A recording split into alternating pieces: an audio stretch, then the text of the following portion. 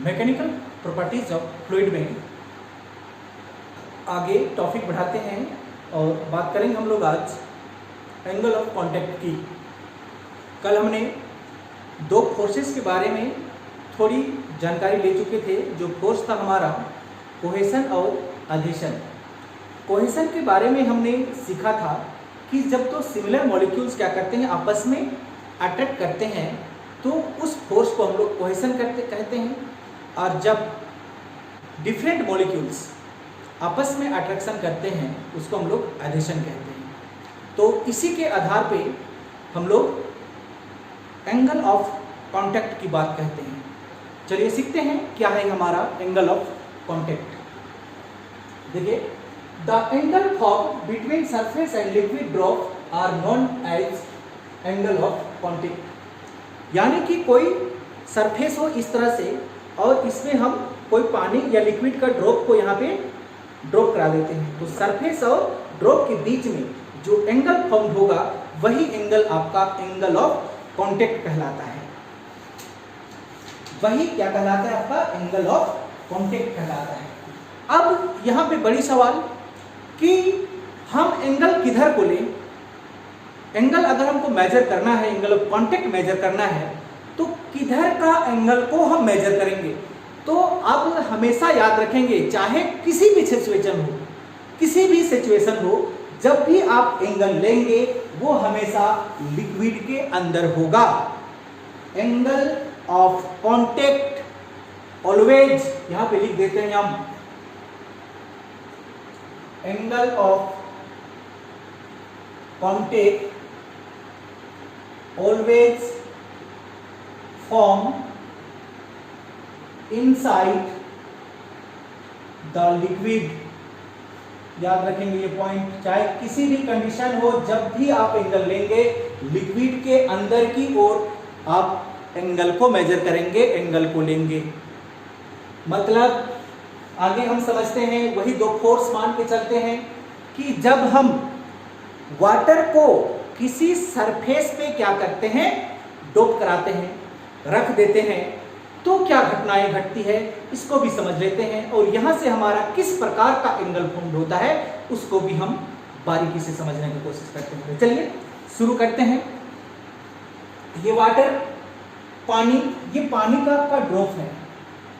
ये क्या है, पानी का ड्रॉप, वाटर का ड्रॉप। अगर हम इसको, ये आपका सरफेस, ये क्या है आपका सरफेस, अगर इस ड्रॉप को हम इस सरफेस पे रखना चाहें तो यहां पे सिमट जाना चाहिए इस तरह से। इतना ही बड़ा में आपका ये वाला इस तरह से स्फीयर फॉर्म पे या इस सरफेस पे रुक जाना चाहिए। लेकिन वाटर हमारा सरफेस पे जब भी कांटेक्ट में आती है पूरी स्फीयर के साथ में यहाँ पे नहीं रुकती है। इसका कारण ये है कि इसमें हमारा अधेशन इज ग्रेटर हो जाता है। जो अधेशन फोर्स होता है वो क्या हो जाता है, ग्रेटर होता है। अधेशन का मतलब ये हमने सीख के रखा कि जब दो अलग अलग मॉलिक्यूल्स आपस में अट्रैक्शन करते हैं उसको हम लोग अधेशन कहते हैं। मतलब यहाँ पे ये हुआ, ये आपका सरफेस और ये आपका लिक्विड। तो लिक्विड का मॉलिक्यूल्स और सरफेस का मॉलिक्यूल्स आपस में क्या कर रहे हैं, उसको अट्रैक्शन कर रहे हैं, एक दूसरे को खींच रहे हैं। तो लिक्विड की जो मॉलिक्यूल्स में जो फोर्स लग रहा है उससे कहीं ज्यादा फोर्स आपका सरफेस की ओर लग रहा है। इसीलिए इस कंडीशन पे ये वाटर इतनी सी जगह पे सिमट के ना रहता, क्या होता है, यहां तक, यहां से यहां पे क्या हो जाता है, फैल जाता है। और इसको हम लोग बोलेंगे अधेशन। मतलब सरफेस और लिक्विड का मॉलिक्यूल्स आपस में अट्रैक्शन कर रहे हैं। और यहाँ पे अधेशन जो ग्रेटर होता है, इसी की वजह से इस स्फीयर लिक्विड के ड्रॉप्स को ये क्या कर देता है, इतना बड़ा एरिया में फैला देता है। इसीलिए हमने पहला पॉइंट यहाँ पे रखा। थोड़ी सी बता दें, यहाँ पे L फॉर लिक्विड हो गया, S फॉर सरफेस हो गया, और एयर तो यहाँ पे एयर है आपका, ये लिक्विड हो गया और ये आपका सरफेस हो गया। इस तरह से, इसलिए वाटर हमारा इस तरह से क्या हो जाता है, फैल जाता है। कारण, पहला कारण आप समझ लीजिए, अधेशन इज ग्रेटर। यहाँ पे जो हमारा अधेशन है वो क्या है, बड़ा है। इसीलिए इसको जब भी सीमेंट के ये इस जगह पे रहने के लिए चाहता है तो इसको ये क्या करता है, अपनी ओर खींच लेता है, और अपनी ओर खींचने की वजह से ये लिक्विड की जो एस्फेयर ड्रॉप है वो क्या होती है, इस शेप में फैल जाती है। दूसरी चीज कि यहाँ पे जो एंगल बना, ये एंगल हमने यहाँ पे लिख के रखा, angle of contact always form inside the liquid. किसी भी कंडीशन हो, जो हमारा एंगल ट्रेस होगा वो लिक्विड के अंदर ही होगा। तो इस केस पे यहाँ एंगल, ये आपका सरफेस हुआ, इसको हम टेंजेंटली इस तरह से पार करा दिए, इसमें हमारा एक एंगल बना, क्योंकि हमको एंगल हमेशा लिक्विड की ओर लेना है। तो यहाँ पे जो एंगल बना, ये एंगल थीटा, ये एंगल ऑफ कांटेक्ट क्या है, 90 डिग्री से छोटा है, यानी कि 90 डिग्री बड़ा है, और एंगल ऑफ कांटेक्ट यहाँ पे 90 डिग्री से छोटा है। याद रखेंगे किस केस में, वाटर की केस में। अब इस केस की बात करें तो इसका मतलब आप कल सीख चुके हैं, सरफेस टेंशन। इसका मतलब क्या हुआ, सरफेस टेंशन। एस का मतलब हुआ सरफेस और एल का मतलब हुआ लिक्विड, यानी कि surface tension of surface to liquid is smaller than surface tension of liquid to air plus surface tension to surface and air, इसके बराबर होता है। ये चीज आप याद रखेंगे। एक बार फिर से जानकारी दें, ये एस का मतलब हुआ सरफेस टेंशन, ये एस का मतलब हुआ सरफेस, ये एल का मतलब हुआ लिक्विड, ये लिक्विड ए फॉर एयर, जो यहाँ पे एयर है, फिर सरफेस, फिर एयर। आपका वाटर की कंडीशन में ये बनता है। इसकी फोर्थ पॉइंट की बात करें हम तो वाटर वेट ग्लास, अगर हम किसी ग्लास में पानी को रख देते हैं, या कोई भी आप ग्लास में रखें, स्टील का भी बना हुआ ग्लास में रखें, तो जब वहां से आप पानी को निथार मतलब पूरा को क्या करेंगे, दूसरा में ट्रांसफर कर देंगे, तब भी देखिएगा कि उस ग्लास की वाल में कुछ जगह पे आपका पानी क्या होता है, रुका हुआ रहता है, मतलब वो वाल को क्या कर देता है, गीला कर देता है। गीला क्यों करता है, कारण है कि अधेशन इज ग्रेटर, कि वहां पे जो सरफेस में जो फोर्स लग रहा है वो फोर्स वाटर के ड्रॉप की फोर्स से क्या है, ज्यादा है, इसलिए वो उसको क्या करता है, अपनी ओर खींच लेता है। और इसीलिए जब भी हम किसी भी सरफेस में वाटर को रखते हैं तो वो सरफेस हमारा गीला हो जाता है। वही पॉइंट यहाँ पे लिखा गया है, वाटर वेट ग्लास। ग्लास की जगह में आप किसी भी सरफेस का यूज कर सकते हैं। पॉइंट नंबर 5 में आइए, राइज इन कैपिलरी। कैपिलरी एक होता है पतला सा ट्यूब। जब आप लोग का अगर लैब है तो लैब में जाइएगा तो आपको दिखाई देगा कि कैपिलरी ट्यूब किसको कहते हैं। जब आप उस कैपिलरी ट्यूब में डालेंगे तो ये लिक्विड मतलब वाटर आपको इस तरह से दिखाई देगा, इस तरह से दिखाई देगा। इसके पीछे का कारण समझिए कि यहाँ पे आपका क्या है, वाटर है, और यहाँ भी क्या है, वाटर। तो ये वाटर और वाटर का मॉलिक्यूल्स को अपनी ओर खींच रहा है, लेकिन ये जो कंटेनर है ये क्या है, आपका कंटेनर है। तो ये कंटेनर और लिक्विड के बीच में अधेशन फोर्स क्या है, ग्रेटर है, इसलिए कंटेनर अपनी ओर लिक्विड को क्या कर रहा है, ज्यादा खींच रहा है, ज्यादा फोर्स के साथ खींच रहा है, इसलिए ये यहाँ पे क्या हुआ है, उठा हुआ है। जहां जहां पर भी आपको क्या मिला, सरफेस मिला, जैसे कि ये सरफेस है तो यहाँ भी पानी उठा हुआ है, यहाँ भी उठा हुआ। आपको समझ में आ गया होगा कि जहां पर भी लेयर और मतलब कि दो यहाँ पे फोर्स काम कर रहे हैं, तो दो मॉलिक्यूल्स, एक सरफेस का मॉलिक्यूल्स और एक आपका वाटर का मॉलिक्यूल्स। तो यहाँ पे अधेशन फोर्स ज्यादा होने की वजह से ये लिक्विड को क्या करता है, अपनी ओर खींचता है इस तरह से, और यहाँ भी अपनी ओर, जबकि बीच में केवल लिक्विड है, इसलिए इंटर एटॉमिक फोर्स से ये नीचे की ओर दब जाता है, और यही कहानी होती है, बनती है, और ये पानी आपका दबा हुआ होता है। और इसी के कारण से यहाँ पे जो कैपिलरी ट्यूब होगा उसके अंदर भी पानी क्या होता है, उठा हुआ आपको दिखाई देगा। 6 नंबर पे आइए, मेनिस्कस कॉन्केव। यहाँ पे जो पानी का शेप जो बनता है वो इस तरह से बनता है, मतलब आप समझ पा रहे होंगे, इस तरह से, मतलब ये भाग पानी का उठा हुआ और ये लेयर उठा हुआ, जबकि बीच में दबा हुआ, इसी को हम लोग क्या कहते हैं, मेनिस्कस कॉन्केव। ये देखिए, यही वाला भाग कहलाता है आपका मेनिस्कस कॉन्केव, और ये पानी कैपिलरी ट्यूब में उठा हुआ है, इसी को हम लोग कहते हैं राइजिंग कैपिलरी, जिसमें हमारा एंगल 90 डिग्री से छोटा बनता है। हम ये भी जाने कि जब भी हमको एंगल मेजर करना है तो वो एंगल हमेशा लिक्विड के अंदर लेना है। और यहाँ पे बनने का कारण भी आपको पता चला कि ये लिक्विड का मॉलिक्यूल्स है और ये आपका मान के चलिए सरफेस का मॉलिक्यूल्स है। तो ये लिक्विड का मॉलिक्यूल्स को ये सरफेस का मॉलिक्यूल्स क्या करता है, अपनी ओर खींचता है, और ये ज्यादा दूर खींचता है, इसलिए दोनों भाग क्या होता है आपका उठा हुआ दिखाई देता है पानी में। और इसलिए जब भी हम किसी कंटेनर पे किसी सरफेस पे पानी को डालते हैं तो वो पानी को क्या करता है, उस सरफेस को गीला कर देता है। ये पॉइंट यहाँ पे लिखा हुआ है वाटर वेट ग्लास, यानी कि और एनी सरफेस एरिया, ये भी आप बोल सकते हैं। दूसरी पॉइंट समझ लीजिए, मान के चलिए हम वाटर की जगह पे क्या ले लें, मरकरी ले लें। मरकरी आपको समझ में आता होगा, जो मरकरी पहले हम लोग फीवर यानी कि बुखार को मेजर करने के लिए थर्मामीटर का यूज करते थे।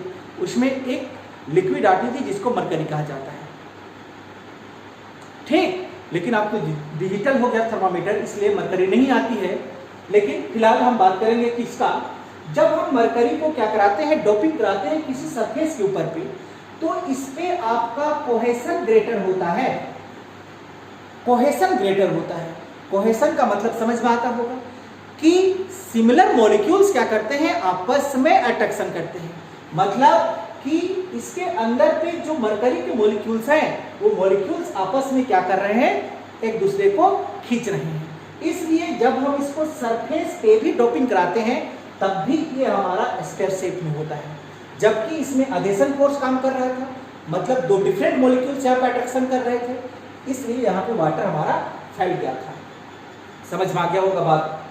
तो यहाँ पे मरकरी के केस में क्या हुआ, कोहेशन इज ग्रेटर, इसीलिए ये सरफेस पे पड़ने के बाद भी क्या बना होता है, स्फीयर बना होता है। इस केस में जो हमारा एंगल ट्रेस हुआ वो 90 डिग्री से क्या हो गया, बड़ा हो गया, यानी कि angle of contact is greater than 90 degree. अब इस केस में देखिए, surface tension of surface to liquid, surface tension of surface to liquid is greater than surface tension of liquid to air plus surface tension of surface to air होता है। और इसमें आपका ये होता है, आप इस पॉइंट को भी याद रखेंगे। ये आपका वाटर के लिए था, ये आपका मरकरी के लिए था। दूसरी चीज, mercury do not wet glass. जब ग्लास इवेंटली किसी भी सरफेस में अगर मरकरी को आप रखेंगे तो मरकरी किसी भी सरफेस को गीला नहीं करता है, वो हमेशा स्फीयर के फॉर्म पे हो जाएगा, गोल गोल इधर उधर घुड़कते चला जाएगा। कारण क्योंकि वहां पे हमारा कोहेशन फोर्स काम कर रही होती है।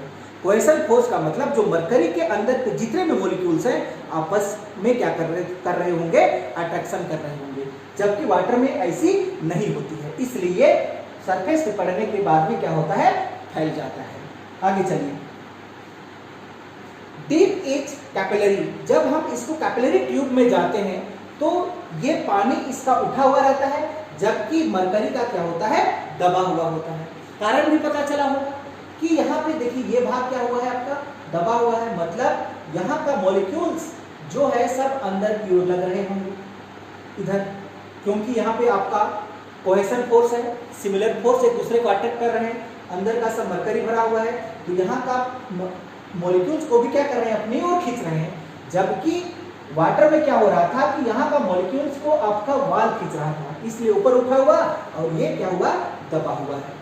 और इस तरह से आपको क्या मिलता है, यहाँ पे डीप कैपिलरी मिलता है, दबा हुआ मिलता है। छठा पॉइंट देखिए, मेनिस्कस कन्वेक्स। यहाँ पे जो बना वो आपका क्या बना, कन्वेक्स बना, जबकि यहाँ पे आपका कनकेव बना हुआ था। तो ये था आपका एंगल ऑफ कांटेक्ट। मोटे तौर पे बोले तो यहाँ पे सरफेस और लिक्विड के बीच में जो एंगल फॉर्म होती है उसी को हम लोग क्या कहते हैं, एंगल ऑफ कांटेक्ट कहा जाता है। एंगल हमेशा चाहे किसी भी कंडीशन हो, हमेशा लिक्विड की ओर ही मेजर करेंगे। दूसरी और थोड़ी चीज कि दोनों में डिफरेंस अगर पूछा जाए तो आपको समझ में आना चाहिए कि अधेशन इज ग्रेटर बोल दिया गया तो ये किसका बात कर रहा है? वाटर की बात कर रहा है। ये बात एक पॉइंट में आप पकड़ लेंगे और ये सारा चीज को आप लिख सकते हैं। अधेशन जहां पे ग्रेटर हुआ तो वो किसका बात कर रहा होगा? वाटर का। अगर कोहेशन इज ग्रेटर बोला तो किसका बात कर रहा होगा? वो मरकरी का। और ये सारी पॉइंट आपको खुद ब खुद याद आना चाहिए, क्योंकि अगर इसको याद करते हैं आप तो इसका जस्ट अपोजिट है। एक पॉइंट केवल आपको याद करना है, अधेशन इज ग्रेटर। अधेशन का मतलब कि दो डिफरेंट मॉलिक्यूल्स के बीच में अट्रैक्शन फोर्स। तो यहाँ पे डिफरेंट मॉलिक्यूल्स मतलब सरफेस का मॉलिक्यूल्स और वाटर के मॉलिक्यूल्स के बीच में अट्रैक्शन फोर्स। इसकी वजह से यहाँ पे इस तरह से आपकी घटनाएं घटती है, जबकि यहाँ पे क्या होता है? कोहेशन, सिमिलर मॉलिक्यूल्स के बीच में अट्रैक्शन फोर्स। केवल मरकरी और ये मरकरी के मॉलिक्यूल्स के बीच में अट्रैक्शन फोर्स इसलिए स्फीयर में होती है, जिसमें आपका कोहेशन क्या होता है? ग्रेटर। तो ये फर्क होती है दोनों में। तो यहाँ पर भी आपको समझ में आ गया होगा एंगल ऑफ कांटेक्ट, जो क्या होती है? सरफेस और लिक्विड के बीच में एंगल जो बनती है उसी को हम लोग क्या कहते हैं? एंगल ऑफ कांटेक्ट कहा जाता है, जो हमेशा लिक्विड की ओर क्या होती है? फॉर्म होती है। क्लियर? आया समझ में? चलिए एक और हम छोटा सा टॉपिक उठाएंगे फिजिक्स में, जिसका नाम है हमारा excess pressure in A drop. जो हमारा ड्रॉप होती है, पानी की जो ड्रॉप होती है, बूंदी होती है, उसमें हम कितना एक्सेस प्रेशर दे सकते हैं या कितना एक्सेस प्रेशर होती है, उसको कैलकुलेट करने की कोशिश करेंगे। तो चलिए नेक्स्ट टॉपिक में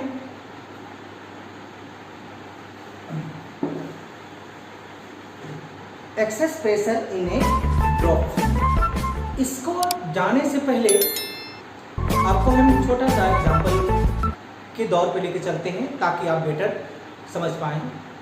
आप अपनी छोटी भाई बहन या किसी का भी हैप्पी बर्थडे करते हैं तो वहाँ पे गोल वाला, ऐसे गोल वाला क्या करते हैं?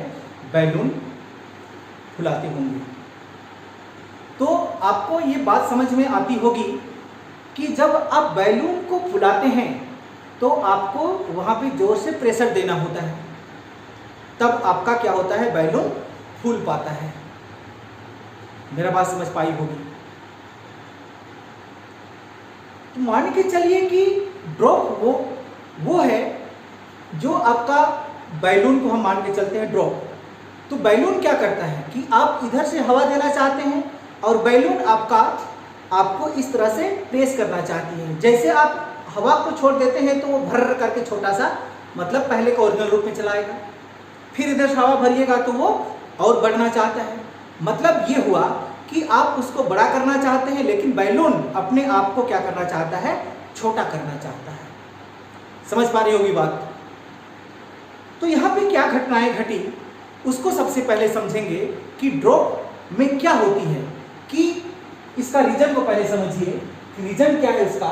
Surface behave like straight elastic.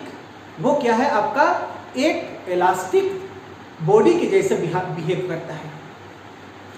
Which try to decrease it area. वो हमेशा कम से कम जगह पे रहने के लिए, कम से कम जगह रहने में क्या करता है? कंफर्टेबल महसूस करता है। बात एक बार फिर से कि आपने बैलून को फुलाया, तो बैलून को आप इधर से फुला रहे हैं, लेकिन बैलून क्या कर रहा है? आपको छोटा होना चाह रहा है, यानी कि अंदर की ओर आपको प्रेस कर रहा है। जैसे ही आप वहां को उसका मुंह को क्या करते हैं? खोल देते हैं, तो बैलून आपका छोटा हो जाता है। तो क्या करता है वो elastic which try to decrease its area. वो हमेशा छोटा एरिया में रहने के लिए क्या करता है? कंफर्टेबल महसूस करता है। तो ड्रॉप में भी यही कहानी होती है कि ड्रॉप के अंदर पे भी आप कितना भी प्रेशर दे दें, वो हमेशा क्या करेगा? छोटी जगह पे भी रहने का कोशिश करेगा। मतलब प्रेशर से आप ड्रॉप को बड़ा करना चाहते हैं तो ड्रॉप क्या करेगा? उसको अपने से कंप्रेस करके छोटा होने का कोशिश करेगा। ये गुण होती है। जस्ट लाइक बैलून का एग्जांपल आप समझ में आ गया होगा कि आप उसको फुलाने का कोशिश करते हैं तो बैलून आपको दबाने का कोशिश करता है। इसीलिए तो जैसे हवा निकल जाता है तो वो क्या करता है? छोटा हो जाता है, अपने रूप में चला आता है। समझ में आ गया? तो चलिए इसका रिलेशन को भी हम लोग जानते हैं। मतलब कि जब आप ये सीख चुके हैं कि उस पर प्रेशर दिए तो आप क्या दिए, उसके अंदर पे इंटरनल फोर्स दिए। इंटरनल फोर्स की वजह से वो क्या हुआ, वो बड़ा हुआ, फूल गया। जैसे उसको जगह मिलेगा फिर वो क्या हो जाएगा, ट्राई करेगा छोटे में आने के लिए। तो यहां पे इसका रिलेशन को समझिए, इंटरनल फोर्स, इंटरनल फोर्स यानी कि इसको हम नॉर्मल मान के चलते हैं, जो नॉर्मल हमको दिखाई देता है बैलून वगैरह में, वो on complete surface, on complete surface, उसका जितना भी टोटल सरफेस है उसमें एक हमारा इंटरनल फोर्स लगता है नॉर्मली।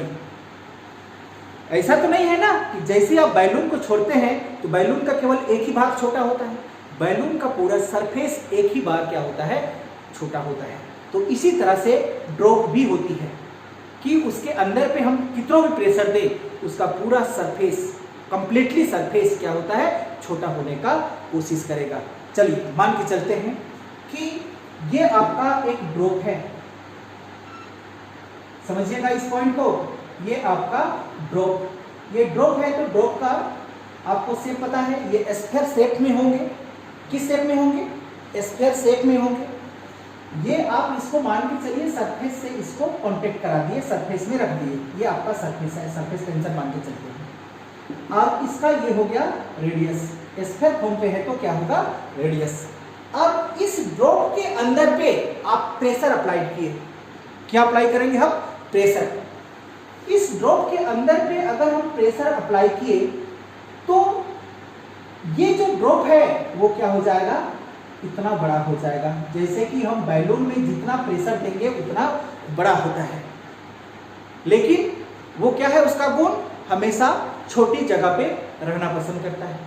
तो ये ड्रॉप है, इस ड्रॉप के अंदर पे हम pressure, P for pressure applied किए तो इसमें प्रेशर बढ़ा और इसका एरिया क्या हो गया, बड़ा हो गया। इसका एरिया बड़ा होने से इसका रेडियस भी क्या हो गया, इंक्रीज होगा।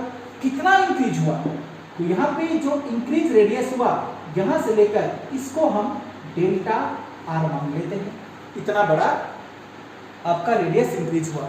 कब इंक्रीज हुआ, जब आप उसमें एक्सेस प्रेशर अप्लाई कर दिए तब। जैसे कि बैलून का साइज जितना बड़ा है उसमें जोर से हवा भरिएगा तो उसका साइज बड़ा होगा, और वो एक तरफ बड़ा नहीं होता है, वो चारों तरफ बड़ा होता है। ये बात भी आपको समझ में आती होगी। तो चलिए अब यहाँ पे आपने प्रेशर दिया तो आपको पता होगा pressure equal to force by area होता है। Pressure equal to force by area, यानी कि यहाँ पे क्या लगा, आपका बल लगा पर यूनिट एरिया। कोई एक एरिया में नहीं लगा, पूरा एरिया में, इसीलिए तो ये पूरा एरिया क्या हो गया, आपका बड़ा हो गया, यही प्रेशर की वजह से। चलिए और आगे थोड़ा सा ध्यान दीजिएगा। अगर हम यहां से इस फोर्स को बाहर कर दें, क्या प्रेशर को आप लिख सकते हैं P equal to F by A, यानी कि फोर्स बाई एरिया। इस फोर्स को अगर हम बाहर कर दें, यहाँ पे फोर्स को बाहर कर दें तो आपको क्या मिल जाएगा, प्रेशर इंटू एरिया मिल जाएगा। क्लियर, बात समझ में आया होगा। अब यहां पे बात करें हम, ये एरिया है, किसका एरिया, इस ड्रॉप का एरिया। ड्रॉप किस शेप में, अभी स्फीयर की शेप में है, तो एरिया ऑफ स्फीयर क्या होती है, एक बार फिर से, ये ए क्या है, एरिया। किसका एरिया, इस ड्रॉप का। इस ड्रॉप का शेप कैसा है, स्फीयर। तो यहाँ पे एक इसके बराबर आ गया, 4 पाई आर स्क्वायर के बराबर आ गया। बात समझ में आया होगा। ये क्या है आपका एरिया ऑफ स्फीयर, यानी कि ड्रॉप का एरिया। तब आपको फोर्स इक्वल टू क्या मिलेगा, एक आपका एक है, P के बदले में आप P लिख सकते हैं, इनटू एक जगह पे आप लिख सकते हैं 4 पाई आर स्क्वायर। इस तरह से आपको ये इक्वेशन मिलता है फोर्स का। हम बात करें कि हमने यहाँ पे फोर्स लगाया पर यूनिट एरिया, तो फोर्स का काम होता है वर्क डन कराना। तो यहाँ पे कितना वर्क डन किया है, तो ये वर्क डन को भी हम देख लेते हैं। therefore work done equal to, आपको पता है, फोर्स इनटू डिस्प्लेसमेंट होती है। वर्क इक्वल टू क्या होता है, फोर्स इनटू डिस्प्लेसमेंट, याद रखेंगे।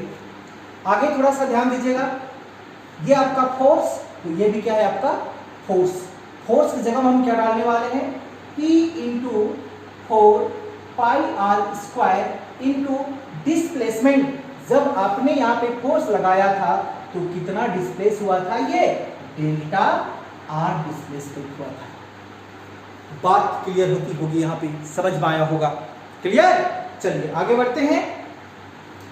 This work done increase surface,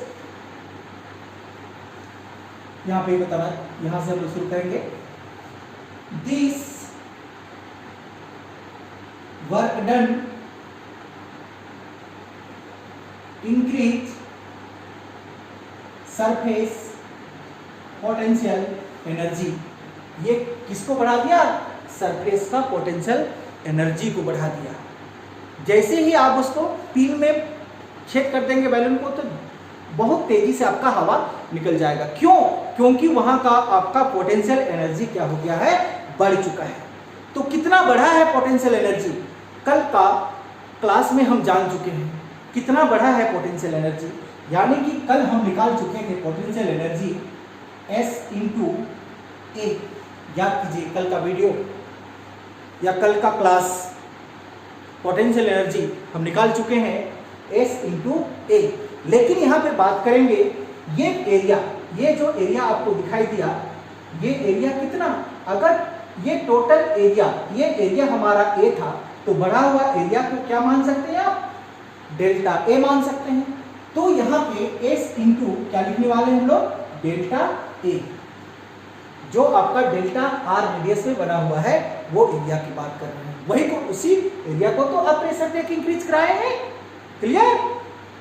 चलिए, तो इस तरह से आपको पोटेंशियल एनर्जी मिल जाती है। देयरफॉर नाउ आपको सिंपल फॉर्म में लेके चले ताकि आप कंफ्यूज में ना पड़े। चलिए ध्यान से समझिएगा। therefore in this case work done equal to work done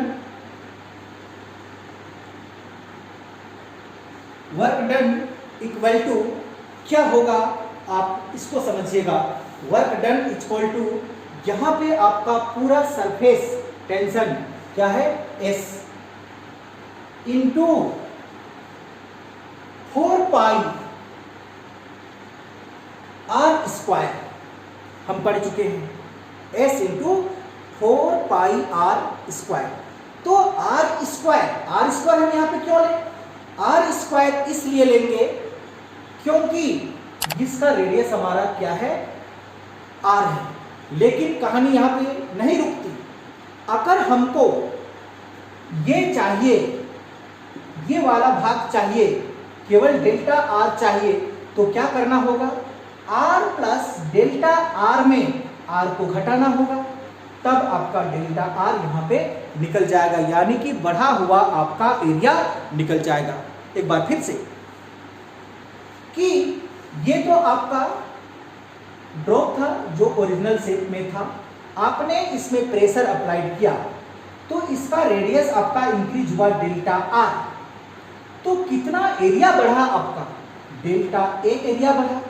तो इस डेल्टा ए एरिया को कैलकुलेट करने के लिए हम क्या करेंगे, आर प्लस डेल्टा आर में इस आर को माइनस कर देंगे तो हमको डेल्टा आर निकल आएगा। तो S into 4 pi R square की जगह में हम क्या लिखने वाले हैं, ध्यान से समझिएगा, क्या लिखने वाले हैं, बोलिए जल्दी, आर प्लस डेल्टा आर का होल स्क्वायर, आर स्क्वायर का मतलब दोनों का स्क्वायर, माइनस ये आर स्क्वायर। इस आर को हम क्या कर देंगे, घटा देंगे, तब हमको डेल्टा आर निकल जाएगा। चलिए बात समझ में आ गया होगा बात। अब यहाँ पे आपका क्या दिखाई देता है, आपने कितना काम किया, इतना काम किया कि आपका जो बढ़ा हुआ डेल्टा आर है उतना ही तो काम किया। तो बढ़ा हुआ एरिया को कैलकुलेट आप कैसे कर सकते हैं, आर प्लस डेल्टा आर में आर को हटा दीजिए, आपका ये एरिया निकल जाएगा। आगे ध्यान दीजिएगा, देयरफॉर ये आपका वर्क डन, ये वर्क डन का वैल्यू आप निकाल चुके हैं। ध्यान से देखिएगा, P into 4 pi R square into delta R, ये वर्क डन की जगह में लिख सकते हैं, equal to S into 4 pi, समझिएगा पॉइंट, A प्लस बी का होल स्क्वायर पे है, ये A प्लस बी का होल स्क्वायर पे, मतलब A square plus B square plus 2AB, यानी कि 2R डेल्टा आर। थोड़ा सा इसको हम आगे बढ़ाना चाहेंगे इस तरह से, delta R minus R square, ये लीजिए, ये बात समझ में आ गया होगा। आर स्क्वायर ये माइनस में है, ये प्लस में, तो ये से आर इक्वल से आर स्क्वायर कैंसिल हो गया। अब यहाँ पे ये जो डेल्टा आर है ये क्या है, हमारा बहुत ही छोटा है, मतलब आप लिख सकते हैं delta R square is ignore due to very small, ये बहुत छोटा है, इस कारण से आप डेल्टा आर स्क्वायर को यहां से नेग्लेक्ट कर सकते हैं। तब आपको क्या मिला उसको भी ध्यान दीजिएगा, P into 4 pi R square into delta R equal to S into 4 pi, ये डेल्टा आर स्क्वायर को हम नेग्लेक्ट किए, तब क्या मिला आपको, इंटू 2R डेल्टा आर मिला। ये डेल्टा आर से ये डेल्टा आर कैंसल, 4 पाई से 4 पाई कैंसल, ये आर से एक आर कैंसल। क्या मिला आपको, ध्यान से समझिएगा, P इक्वल टू आपको मिला यहाँ पे एक आर है, यानी कि मिला आपको P into R equal to 2S मिला, मतलब P इक्वल टू आपको मिलने वाला है 2S बाई आर, इतना आपका प्रेशर यहां पे लगता है। क्लियर? अब और थोड़ी सी बातें यहां पे समझिएगा, इसी पॉइंट को हम इस जगह पे लिखते हैं, जो वैल्यू आपका था P equal to 2S by R, इस वैल्यू के आधार पे चलिए, अगर आपका स्मॉल ड्रॉप है, क्या है, स्मॉल ड्रॉप है, जो आपने ड्रॉप लिया है वो क्या है, छोटा है, स्मॉल ड्रॉप, तो उसका रेडियस भी क्या होगा, स्मॉल होगा। अगर स्मॉल हुआ रेडियस, तो इस केस में क्या दिखने के लिए मिलेगा, हाई प्रेशर, याद रखेंगे ये पॉइंट। अगर आप बड़ा साइज का क्या लेते हैं, लार्ज ड्रॉप लेते हैं, लार्ज ड्रॉप लेते हैं, स्मॉल ड्रॉप की जगह में क्या ले लेते हैं हम लोग, लार्ज ड्रॉप ले लेते हैं। इस तरह से लार्ज ड्रॉप लेंगे तो आर आपका क्या हो जाएगा, लार्ज होगा, आर यानी रेडियस लार्ज होने से आपका प्रेशर क्या हो जाएगा, लो प्रेशर हो जाएगा। ये पॉइंट भी आप याद रखेंगे। तो इस तरह से ये आपको एक इक्वेशन मिलती है, excess pressure inside a drop. तो कितना excess pressure, 2S upon R, इतना प्रेशर मिलती है। तो ये टॉपिक भी क्लियर हो जाती है। चलिए, ये तो रही बात किसकी, ड्रॉप की। अगर हम बबल्स की बात करें, किसकी बात कर लें, बबल्स की। आप देखे होंगे बबल्स, वो जब हम झाग वगैरह बनाते हैं तो इतना बड़ा बड़ा बबल्स बनती है। तो उस बबल्स को आप पहले समझिए, उस बबल्स का मैकेनिज्म को समझिए। बबल्स में क्या होता है कि उसमें दो लेयर होती है, एक लेयर ये, एक लेयर आपका ये वाला। क्या समझे आप? ये यहाँ पे आपका क्या प्रेजेंट है, एयर, यहाँ पे क्या प्रेजेंट है, लिक्विड, और यहाँ बीच में भी क्या प्रेजेंट है आपका, एयर। ये बात समझ में आती होगी। जो लिक्विड बबल्स बनती है, क्या बोलेंगे उसको, जैसे बच्चा लोग खेलने के लिए करके फुलाते हैं ना, वो उड़ता है हवा में, या आप झाग वगैरह, साबुन वगैरह, सर्फ वगैरह यूज करते हैं तो बबल्स बनते हैं वो। ये आपका बाहर में भी हवा, उसका अंदर में भी हवा, लेकिन क्या बनता है, एक लेयर बनता है लिक्विड का लेयर, बबल्स में ये होती है। तब इस केस में आपका क्या होगा उसको भी समझ लीजिए कि सरफेस एरिया आपका एयर का 2 हुआ, ये सरफेस एरिया को S1 मान लीजिए, अंदर वाला सरफेस एरिया जो एयर का ही है उसको आप S2 मान लीजिए। तब इसके अंदर पे टोटल प्रेशर क्या होगा, कुछ नहीं होगा, सिर्फ ये जो प्रेशर आपने निकाला, ये जो प्रेशर निकाले हैं, सिर्फ इसका 2 साइड होने की वजह से, 2 सरफेस एरिया होने की वजह से इसको आप 2 से मल्टीप्लाई कर दीजिए और बाकी इक्वेशन आपका सेम टू सेम रहेगा। ये excess pressure in A bubbles निकल जाएगी। मतलब 2 लेयर यानी कि 2 सरफेस एरिया होने की वजह से क्या लिखेंगे हम लोग, 2 × 2s/r, यानी कि P = क्या मिलेगा, 2 × 2 = 4s/r। इस तरह से ये इक्वेशन मतलब फाइंड हो जाता है। तो हमको ये भी बात समझ में आती है कि excess pressure in A bubbles, ये इक्वेशन सामने आती है। ये 2 हमने क्यों लिया, क्योंकि बबल्स में हमारा 2 सरफेस एरिया होता है। ये देखिए, ये एक सरफेस एरिया और एक ये वाला सरफेस एरिया और ये एक सरफेस एरिया, और जो ये होती है वो लिक्विड होती है। इसलिए जो हमने ड्रॉप का एक्सेस प्रेशर कैलकुलेट किया उसको 2 से मल्टीप्लाई कर देंगे, हमको बबल्स का सरफेस एरिया निकल जाएगी। क्लियर? तो चलिए फिजिक्स को आज के लिए यहीं पे समाप्त करते हैं। नेक्स्ट हम कल एक नया टॉपिक में फिर से फिजिक्स को समझने का कोशिश करेंगे।